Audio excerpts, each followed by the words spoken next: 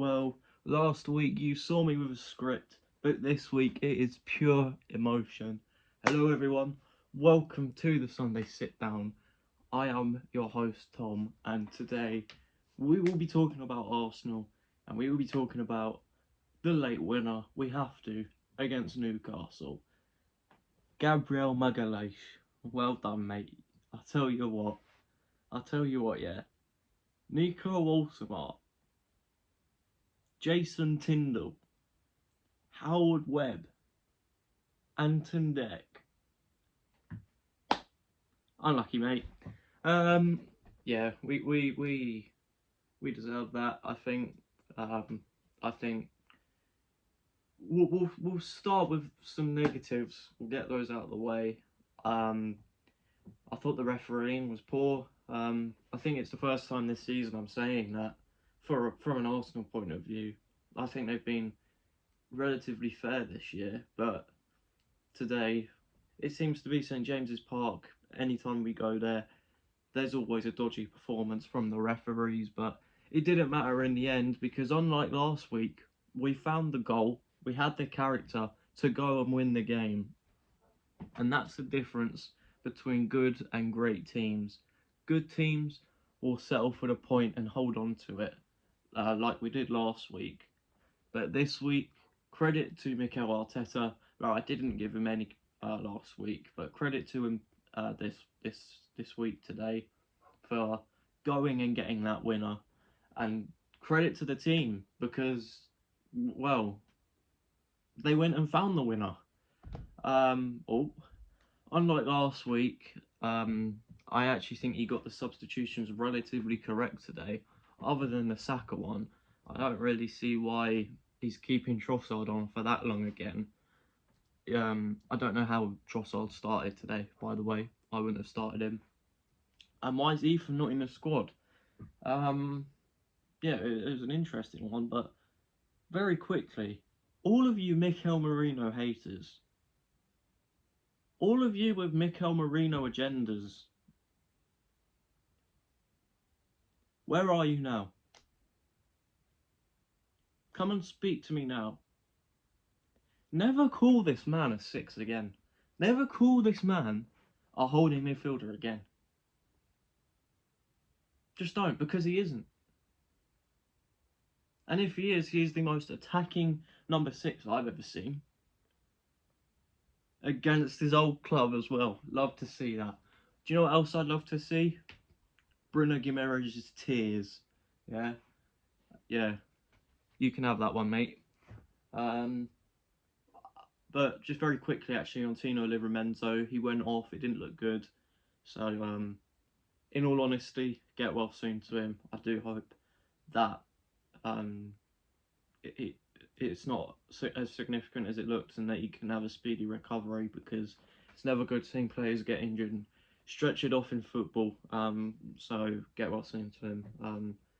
And yeah, hopefully you'll be in and around the England setup next year for the World Cup, because I'll tell you what, mate, you actually deserve it. A player who doesn't deserve it though, Anthony Gordon, went missing today. Ellen DeGeneres, he went missing today. So yeah, not really anything I can say about a player that didn't do anything. We'll talk about the penalty. My light. Oh well. My light's run out of battery again. It happened the other week when I was filming a video, and it's happened again. The penalty should have been given. It was a penalty. I'm sorry. Oh, Nick Pope got contact. Doesn't matter. Yeah, Robert Sanchez got contact last week, but he still got sent off. He still got sent off. Yeah, and if Nick Pope doesn't take down Gyokores, he goes and gets that ball. I'm not saying he scores the chance. I'm not saying it's the denial of a goal-scoring opportunity. But Gyokores, if he isn't taken out there, we're still in possession and we can still... Well, I mean, there were options there to find the back of the net, so there's the argument that it's a goal-scoring opportunity. But it's definitely not a booking. I think it is a foul, though. He definitely gets hold of Gyokores. Oh, but he got the ball first. Shut up. Shut up. He'll follow through enough as a foul. So, you know, um, I think should have had a penalty in the first half, and then all of these people that were crying, but all of these people that that were celebrating, I should say, um, oh, the PGMOL got it right. Now they're crying because there's a penalty incident after we've scored our equaliser in their box. Oh, it's a handball from Gabriel. No, it's not. It's not. It's good defending. Yeah, it's good defending. It comes off his leg. Yeah, albeit the arm's up there in an unnatural position. Sorry, that looked well odd on camera. Please don't screenshot that. But it's just good defending. Yeah, it hits his leg first. It's a good block, and then we go and hit them on the break again. And yeah, Gabriel. It was poor defending from both the centre backs, to be honest. That for their goal, I think Mosquera. It was very rash giving the corner away like that. And obviously Mikel Arteta agrees with me there, because Saliba came on at half time. Um, yeah, which does beg the question: why did Mosquera not start last week against Manchester City? Who knows? But yeah, Saliba came on and he looked a lot better. Obviously it was just unfortunate with the Livramento collision. Probably a booking. Again, speedy recovery to him. But Gabriel Magalhaes on the Baltimore goal, it's poor defending. It's not strong enough. Should have stayed up. And then there's nothing better than that winning feeling, especially when it's against them lot up north. Again, Howard Webb, Anton Deck, Bruno Guimaraes, yeah, Nico Walshamar, Anthony Gordon, Kieran Trippier, cry. However, what I will say, a couple of players that impressed me from Newcastle was the German centre back Teor, I want to say his name is, and Nick Pope in goal.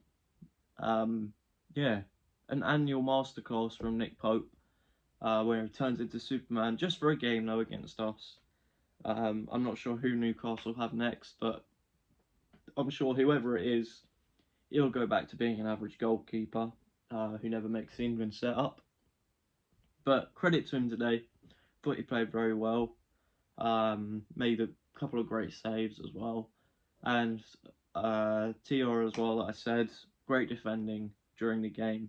Some great blocks and last-ditch tackles, particularly that one in added time on Lewis Skelly. Great to see Odegaard back, by the way. It's a lovely pass from him. Skelly tries to put it back across, but Tior's in the way. It was great defending from him. And quickly on Martin Odegaard, by the way, came on and he didn't really play where he naturally plays. Played a little bit deeper today, and I actually thought he played pretty well.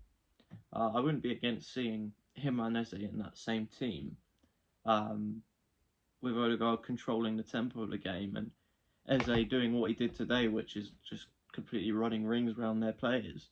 I thought he played very well today. Unlucky not to get a couple of goals if it weren't for Nick Pope.